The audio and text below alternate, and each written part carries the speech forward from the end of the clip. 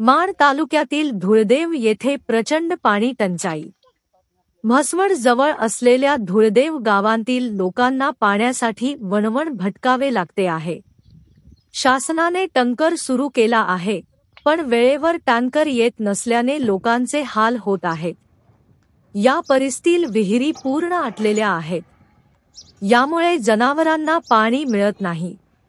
शासनाने वेळेवर वाडी वस्तीवर पाणी पुरवठा करावा अशी मागणी होत आहे।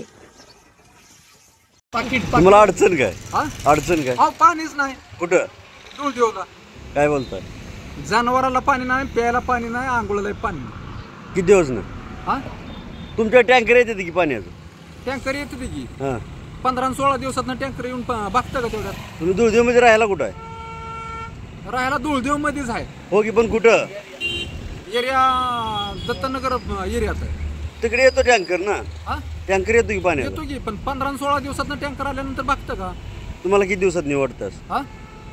6-7 दिवसात यावं। होय का? 5 ते 6 दिवसात। बरं। माण तालुक्यातील विविध गावांमध्ये पाणी टंचाई मोठ्या प्रमाणात जाणवत असून शासनाने वाडी वस्तीवर टँकर सुरू करावे अशी मागणी आता जोर धरू लागलेली आहे। शहाजी लोखंडे, म्हसवड प्रतिनिधी। आपण पाहत आहात इंडिया न्यूज 9 चॅनल।